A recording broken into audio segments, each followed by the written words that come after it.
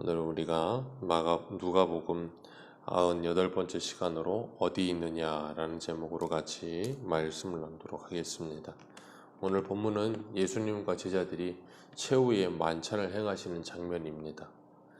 요한복음 13장 1절에 보면 유월절 전에 예수께서 자기가 세상을 떠나 아버지께로 돌아가실 때가 이른 줄 아시고 세상에 있는 자기 사람들을 사랑하시되 끝까지 사랑하시니라. 아멘. 예수님께서 세상을 떠나 아버지에게로 돌아가실 때가 이른 줄 아시고 자기 사람들을 사랑하시되 끝까지 사랑하시니라. 세상에 있는 자기 사람들을, 세상이 있고 그 속에 자기 사람들이 또 있는 거예요. 만인 구원이 아니고 세상 가운데 자기 사람들을 끝까지 사랑하시는 겁니다. 예수님께서 최후의 만찬의 식사를 함께 했고, 요한은 30년이 지난 후에 요한복음을 기록하면서 하나님의 사랑을 기억하며 끝까지 사랑해 주셨다라는 것을 기억하는 거예요. 그 하나님은 오늘 우리들도 끝까지 사랑해 주시는 줄 믿습니다. 그 하나님의 오래 참으심의 사랑이 우리를 이끌며 우리 안에 그 사랑이 발현되어 이웃을 사랑하게 하시는 줄 믿습니다. 오늘 7절에 보면 유월절 양을 잡을 무교절이 이르러 베드로 요한을 보내세요. 그러시면서 유월절을 준비하여 우리로 먹게 하라 그럽니다. 그랬더니 제자 둘 요한 베드로가 말하기를 어디서 준비할까요? 그랬더니 예수님이 황당한 말씀을 하세요. 나귀 새끼를 끌러오며 주가 쓰시겠다 하라 하신 말씀하고 거의 방불한 말씀을 하시는데, 성내에 들어가서 10절에 물 한 동이 가지고 가는 사람을 만나면 그 집에 따라 들어가라. 그리고 선생님이 우리와 함께 유월절 먹을 객실이 어디 있느냐? 전혀 뜬금없는 소리 같은 말을 하죠. 이 당시에 무슨 예약제를 해서 예수님이 예약을 해놓은 것도 아닐 텐데. 그런데 성에서 물동이 지고 가는 사람을 만나면 그를 따라 들어가서 그렇게 하라는 거예요. 제자들이 예수님이 말씀하셨을 때 나귀를 끌러오라 하실 때 그 말씀에 그냥 가서 순종하여 그 나귀를 끌어왔던 것처럼 제자들은 오늘 본문에도 그대로 순종합니다. 우리가 믿음의 길을 걸어가면서 신앙생활 속에서 믿음의 역사가 일어나는 때는 언제인가 하면 하나님의 말씀에 순종할 때예요. 우리가 하나님의 말씀을 순종한다 할 때 그 말씀은 우리가 다 이해할 수 없고 우리가 다 헤아릴 수가 없는 말씀이라는 걸 우리는 전제해야 합니다. 내가 다 이해할 수 있고 하나님이 왜 이런 말씀하셨을까? 하나님이 왜 이렇게 하라고 하셨을까? 내가 다 헤아려서 그걸 순종할 수 있다라고 생각하면 오산입니다. 우리는 무한하신 하나님을 유한한 인간이 다 이해할 수 없어요. 하나님이 때로는 우리가 이해할 수 없는 일을 행하게 하실 때, 마치 주일 오전에 우리가 사도행전을 할 때 사도 바울이 이 아시아 지역을 선교하고 있을 때 하나님이 예수의 영이 그것을 막으셔서 마침내 마게도냐로 가도록 인정하였던 것처럼 헤아릴 수가 없어요. 그렇기 때문에 우리의 상식과 경험과 이성으로 하나님의 말씀을 우선적으로 판단하고 그것을 내가 생각하여 순종할 수 있다라는 생각을 때로는 내려놓아야 합니다. 히브리서 11장 8절에 믿음으로 아브라함은 부르심을 받았을 때에 순종하여 장래의 유업으로 받을 땅에 나아갈새 갈 바를 알지 못하고 나아갔으며, 갈 바를 알지 못하나 하나님이 가라 하시니까 가는 거예요. 그냥 하나님께서 하나님의 사람들에게 말씀하실 때 설득하시거나 어떤 논리적인 체계를 가지고 뭐 이렇게 말씀 안 하세요. 그냥 가라예요. 그냥 가라예요. 오늘 8절에도 예수님께서 베드로 요한을 보내시며 이르시되 가서 우리를 위하여 유월절을 준비하여 우리로 먹게 하라. 가라는 거예요. 이 성중에 물동이 지고 가는 사람을 만나거든 그랬는데, 이 성중에, 예루살렘 성중에 물동이 지고 가는 사람이 얼마나 많겠어요. 그 당시에는 뭐 수도가 되어 있는 게 아니라 다 우물물 떠다 먹는데, 그런데 그 당시에 거의 대부분의 성중에 물뜨는 사람들은 다 여자들이에요. 근데 오늘 본문에 이 물뜨는 사람을 만나거든 할 때 이 사람이 남성 명사입니다. 그러니까 물뜨는 사람이 10명이면 10명 중에 9명이 다 여자고 1명이 남자인 거예요. 그러면 그 사람은 눈에 확 띄겠죠. 그러니까 그 사람 만나거든 그 사람 따라 들어가라는 겁니다. 그래서 예수님의 말씀대로 제자들이 순종하여 그 사람을 따라 들어갔더니 그 사람이 그가 자리를 마련한 큰 다락방을 보이게 하고 그곳에서 유월절 마지막 만찬을 준비하게 되는 겁니다. 이것을 하나님의 섭리하심이라고 부르는 거예요.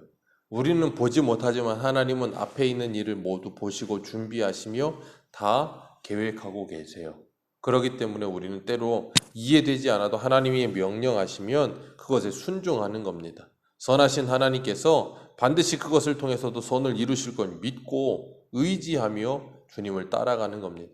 객실이 어디 있느냐라고 말할 때 그가 곧바로 그 객실을 내어주어요.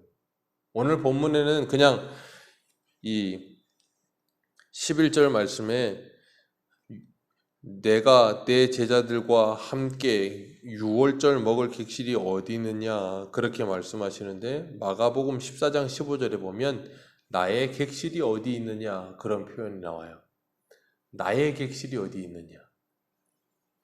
사도 바울은 고린도전서 11장 23절에서 26절에 이렇게 말합니다. 내가 너희에게 전할 것은 주께 받은 것이니 곧 주 예수께서 잡히시던 밤에 떡을 가지사 축사하시고 떼어 이르시되 이것은 너희를 위하는 내 몸이니 이것을 행하여 나를 기념하라 하시고 식후에 또한 그와 같이 잔을 가지사 이르시되 이 잔은 내 피로 세운 새 언약이니 이것을 행하여 마실 때마다 나를 기념하라 하셨으니 너희가 이 떡을 먹으며 이 잔을 마실 때마다 주의 죽으심을 그가 오실 때까지 전하는 것이니라. 아멘.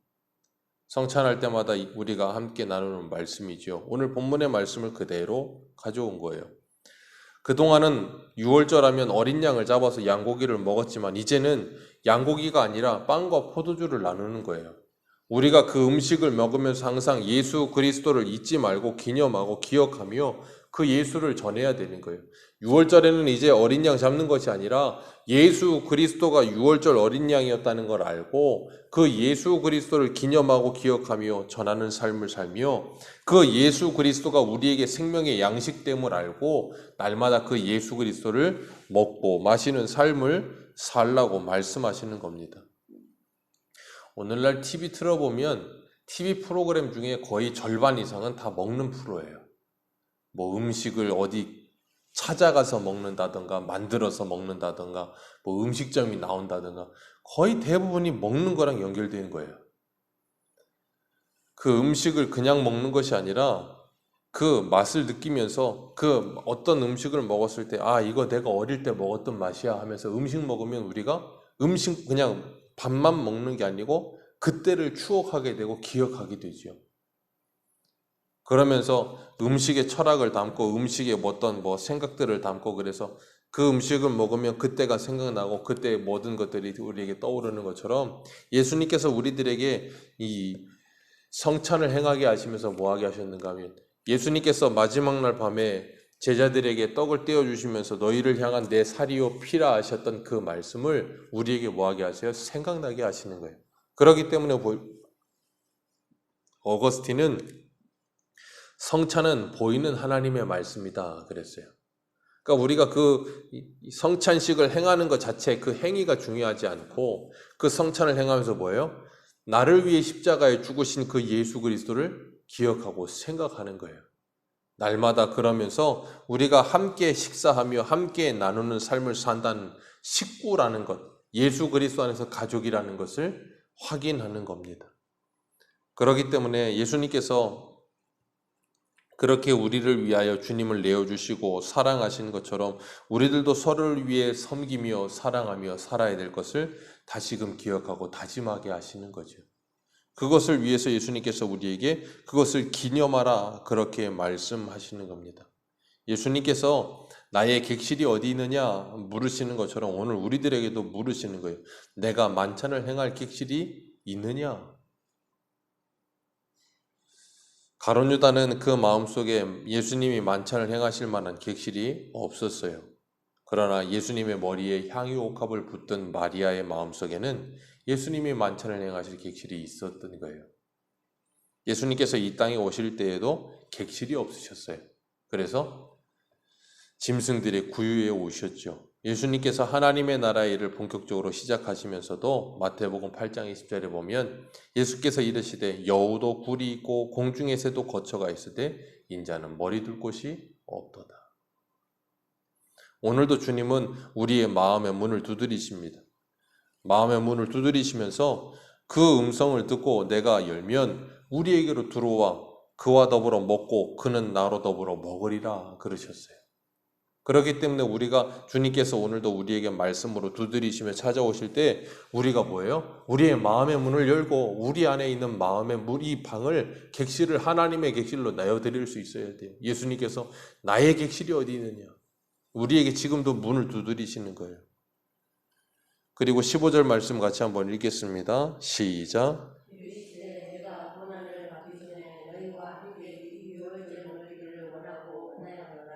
아멘. 예수님께서 말씀하세요. 너희와 함께 이 유월절 먹기를 원하고 원하였노라. 우리 모두는 이 땅을 살아가는 동안에 이 15절의 말씀처럼 예수님의 간절히 소원하셨던 원하고 원하였던 이 일을 행하는 겁니다. 이게 하나님의 일이에요. 유월절 어린 양을 먹는 일, 예수 그리스도를 믿는 일. 요한복음 6장에도 하나님의 일은 예수 그리스도 하나님이 보내신 자를 믿는 것이 하나님의 일이라 그러셨습니다. 예수님은 하늘에서 내려오신 산 떡이셨습니다. 우리는 그 예수 그리스도를 그분의 말씀을 먹고 마시며 나와 내 가정과 내 교회와 내 나라가 정말 예수 그리스도를 먹기를 원하고 원하는 마음을 가지고 간절한 마음으로 하나님께 기도해야 될 줄로 믿습니다. 주님이 유월절을 먹을 객실이 어디 있느냐 하실 때 그 주인이 아무 말 없이 그 주님에게 그 객실을 내어드렸던 것처럼 우리들도 그 주님의 말씀을 따라 살아가면서 주님의 객실로 우리의 마음이 잘 정돈되고 지어져 가면서 주님이 내 안에 거하시기를 원하고 원하는 마음, 그 마음으로 오늘을 사는 그리스도인들 되시기를 주님의 이름으로 축복합니다. 기도하겠습니다.